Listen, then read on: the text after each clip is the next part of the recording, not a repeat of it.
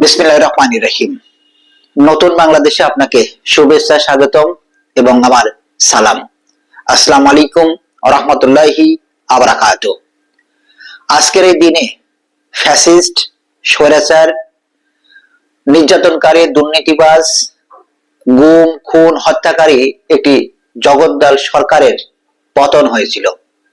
এই সরকার এই বাংলাদেশ থেকে সেই দিনে পালিয়ে পাশের রাষ্ট্রে আশ্রয় নিতে বাধ্য হয়েছেন। শুধু সেই সরকার নয়, সেই সরকারের উচ্চ, মধ্যম, নিম্ন যত লোকবল রয়েছেন সেই সময় তারাও এই বাংলাদেশ থেকে বিতাড়িত হয়েছেন। নিশ্চিতভাবে আপনারা জানেন সেই সরকার ফ্যাসিস্ট আওয়ামী লীগ তারা এই বাংলাদেশকে কি একটি মৃত্যু পরীর বাংলাদেশ হিসেবে গঠন করেছিলেন। বাংলাদেশের সকল রাষ্ট্রীয় যন্ত্র তারা ব্যবহার করতেন শুধুমাত্র এই সাধারণ মানুষের উপরে। এটি অনির্বাচিত সরকার ছিলেন। রাতের ভোট, দিনের ভোট নানাভাবে তারা নির্বাচিত হয়ে তারা এই বাংলাদেশকে শাসন করেছিলেন। গত 16-17 বছর এক টানা এদেশের প্রতিটা মানুষের উপরে অসহ্য নির্যাতন চালিয়েছেন। সাধারণ মানুষকে ঘরে থাকতে দেননি, নিজেরাই বাস পুড়িয়েছেন, নিজেরাই রাষ্ট্রের বিভিন্ন যন্ত্রপাতির উপরে আগুন নিক্ষেপ করে তারা অন্য রাজনৈতিক দলগুলোর উপরে এই দায় চাপিয়েছেন।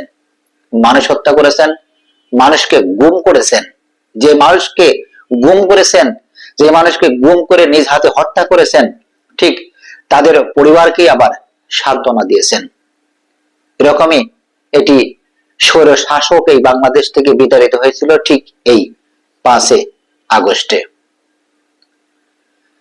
সেই ফ্যাসিস্ট, দুর্নীতিবাজ, গুম, খুন, হত্যাকারী সেই সরকার পতনের পর আমরা একটি নতুন বাংলাদেশে এসেছি।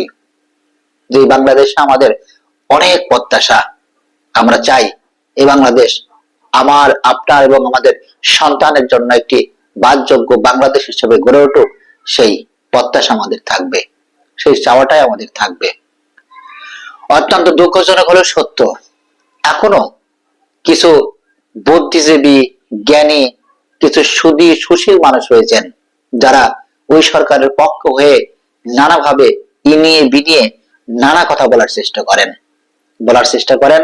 1 বছর পূর্ণ হলেও আমরা কি পেলাম? তাদের জন্য লজ্জা হয়, ধিক্কার জানাই তাদেরকে।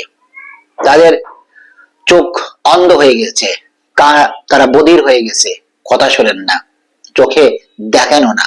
তাদের পরিস্থিতিটা এমন।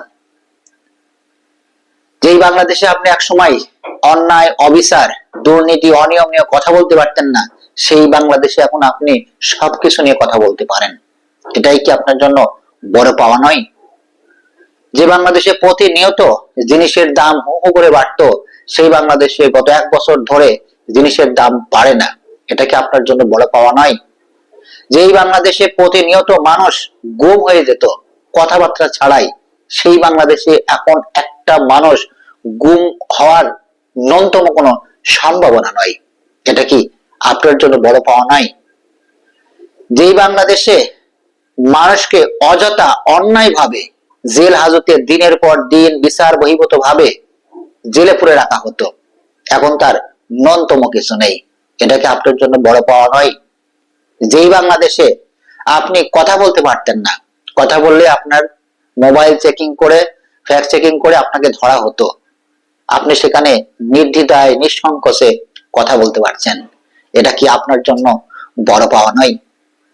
প্রতিনিয়ত আপনার মনে যা আসছে আপনি সেটাই বলতে পারছেন। আপনি প্রতিনিয়ত আপনার জন্য সংগ্রাম করতে পারছেন, আপনি আলোচনা করতে পারছেন, বিতর্ক করতে পারছেন, সরকারকে ফেলে দেওয়ার কথা বলতে পারতেছেন।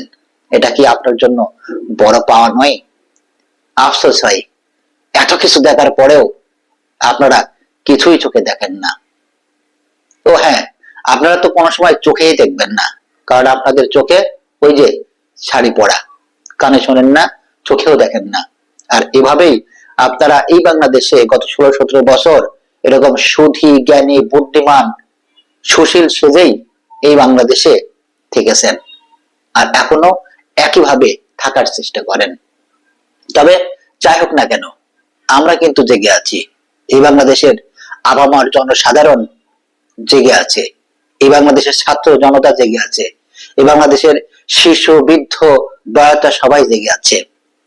নতুন বাংলাদেশে আর কখনোই স্বৈরাচার হয়ে উঠুক এই বাংলাদেশে, সেটা আমরা কেউই চাই না। কিংবা ডিক্টেটর আবার ফিরে আসুক, সেটাও আমরা চাই না। আমরা চাই সুন্দর আগামীর বাসযোগ্য একটি বাংলাদেশ, যে বাংলাদেশে কোনো দুর্নীতি, অনিয়ম, অবিচার, চাঁদাবাজ, ধর্ষণ সেসব থাকবে না। আর যদি থাকে, অবশ্যই দ্রুত সময়ের মধ্যে সঠিক বিচার এবং শাস্তি হবে, সেই প্রত্যাশা আমাদের থাকবে। সবাইকে নতুন বাংলাদেশে আবারও শুভেচ্ছা জানিয়ে শেষ করছি। আসসালামু আলাইকুম ওয়া রাহমাতুল্লাহি ওয়া বারাকাতুহু।